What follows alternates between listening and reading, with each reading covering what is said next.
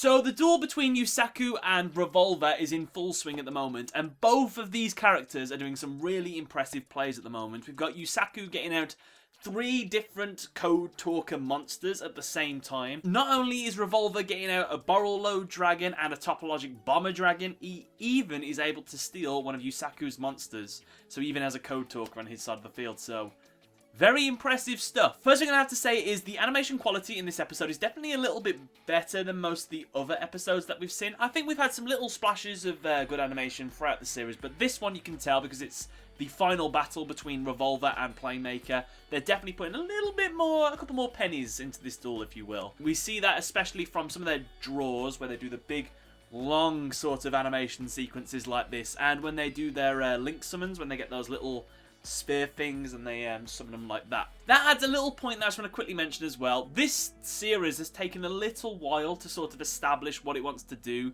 for like Link summoning animation kind of things. Because I remember at the very start of the series, the Link summoning animation during the speed duels was where they went in that duel board, the thing would appear, they'd go through the portal, then they'd do this, and then the monsters would fly in. That was taking ages, and I was complaining about that, saying this animation is quite long, they'll have to like shorten it down a little bit. A couple episodes a bit later, it ended up being where they just do this, and then the 3 monsters return to like a little sphere thing, throw up into the thing, and then they become the Link markers.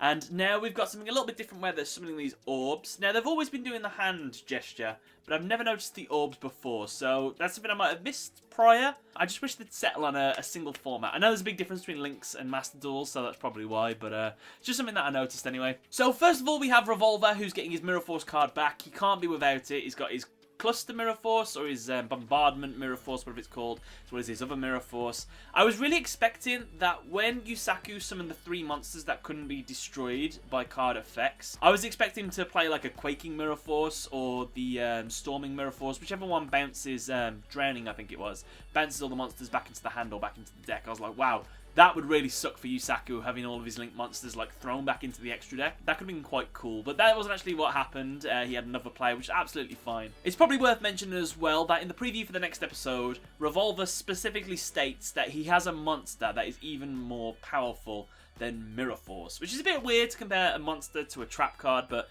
fair enough. I saw a couple people saying, is it going to be Mirror Force Dragon, Kaiba's card, but definitely not. We saw the sort of silhouette of it. I think it looked a little bit like Clear Wing Synchro Dragon or Crystal Wing Synchro Dragon. It's obviously not. I'm only joking, but it kind of had that kind of silhouette to it. So if you guys have any idea what that card that could be greater than Mirror Force is, let me know in the comment section below. I'd love to know. Speaking of Revolver as well, I do like Revolver as a character and his interactions between Yusaku and himself, because Yusaku's doing these plays, he's sort of figuring out how he can get over his monsters and things like that, and Revolver is never really condescending towards his plays. If he ever fails, or if he's doing really well, he's not trying to put him down or just say that was an awful move, big mistake. He'll obviously call him out on foolish, I will still beat you, but other than that, he's not really demeaning, and I like that kind of, he does appreciate what Yusaku is doing. He does see him as an equal rather than someone less than him, which has always been fitting with his character. So that's why I would definitely like to see more of Revolver in the 2nd season, because we've had a lot of stuff revealed for the 2nd season, which I might do a video of when this season finishes. And I think I took a picture of it one moment. Apparently, Season 2 of Yu-Gi-Oh! VRAINS starts on April 11th. So there you go. So Yusaku's play of getting Transcode, Xcode, and Power Code out, each one which is sort of boosting the other in some sort of way, making them all like invulnerable, giving them all a little attack boost and the ability to attack certain monsters. That was all fantastic. But I liked especially how Revolver was able to use his play to steal one, so all the monsters would lose a little bit of a boost. And it was kind of like a spiral effect where the snowball, where it's sort of like gaining momentum. So he'd take the one monster, everything drops down, he'd destroy another monster, that would be destroyed, and the monsters drop down even more. So he's sort of piling on the damage like that, and Yusaku was very lucky to stay in the duel because of it. Yusaku throughout this duel has been on the back foot. Like the first move I think that Revolver made, he could have done 3,000 damage with one attack, but luckily Playmaker was able to stop that, and with the second one, literally got his life points whittled down to almost nothing. In terms of Yusaku, I think he's getting on much better with Ignis in this episode. I honestly think it was since Ignis saved his life in 2 episodes ago, I think it was. He's sort of opened up to him a little bit. You can see him more honestly answering his questions. It's like, you've forgotten what Borrow Load's effect is, haven't you? Or you forgot about his trap card. And he's sort of telling him about that rather than just saying, just shut up. Just let me duel, I know what I'm doing. He's doing a lot less of that. So I do like that there's sort of a little bond going on finally between these two, now that we've had something that would push them together. Because normally you get sort of situations like this where there's two people forced to spend time with each other, and then they become like almost best friends for no particular reason, apart from the fact they're just in proximity with each other. And that's kind of how I felt about Ignis and Yusaku. As Yusaku did state before as well, that Ignis is just his prisoner, which I was very happy to see. But seeing that Ignis is doing something a little bit unselfish, you can see more to it. It's good. I like it. Revolver has 2 quotes in this episode that I just want to quickly mention. The first quote was, he says, "This will be the bullet that will decide our future," which I thought was really cool, especially since his monsters are all bullet monsters. So he's technically saying this is the monster that will decide the future here. So I thought that was a really cool quote. And the other one's a little bit longer. I'm going to have to read this one out, but he says this to Yusaku.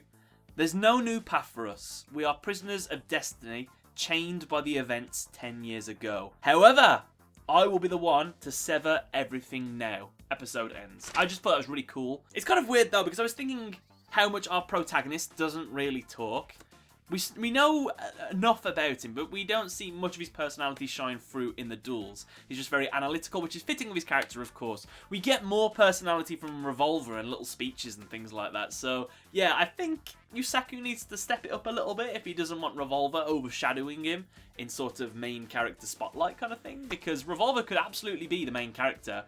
You could literally have followed Revolver from his perspective, and he would be the good guy, and Yusaku would be the bad guy, because from Revolver's point of view, the AIs are evil, and Yusaku's just kind of helping them. So I quite like that aspect of Yu-Gi-Oh! VRAINS. It's good. I mean, in regards to the rest of the episode, I thought it was fine. The duel played out pretty damn awesome. We got to see some new cards, see some new monsters. Got to see some very good plays. The animation was really good.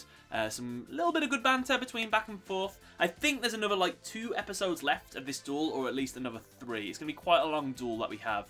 So I'm looking forward to seeing the rest of that. Nothing else I can really talk about with the episode, because not much story development really happened. It's just the deciding duel, which we do want to see, and I'm looking forward to it, seeing the results. Guys, I'd love to know what you thought of this episode in the comments section below. Who do you think is going to win this duel, Revolver or Yusaku? Most of the time you kind of know that the main character is going to win these duels. This one I actually kind of think it's 50-50. I could kind of see Yusaku losing, but maybe giving a little speech and Revolver changes his mind. It's very possible, because we haven't had Revolver beat Yusaku yet.